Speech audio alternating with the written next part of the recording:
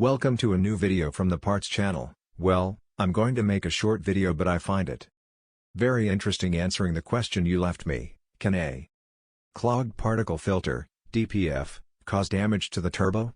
Yes, it can cause the turbo to be damaged, and it can also cause the engine itself to be damaged. Look, here we have an Opel Zafira 1600 CDTI. But this can happen to any other turbo diesel vehicle. Look, here you see what is missing. The anti-particulate filter, DPF, was completely clogged. We have taken it to a company to see if it can be cleaned, and if not, repair it or put in a new one. Look, the problem here is that, as you can see, the gases could not exit.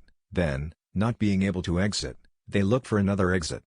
And here they have exited due to the variable geometry. Here the problem is that this turbo is already affected, damaged. On other occasions we have even seen the cracked exhaust cog.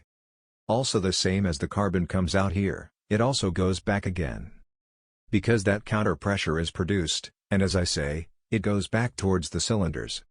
And there in the cylinder it is also affected by that back pressure and can end up damaging it as well. And we already talked about breakdowns that are much more expensive. Look at how having a clogged DPF particle filter can affect the turbo and the engine. Well, here I leave you this short video.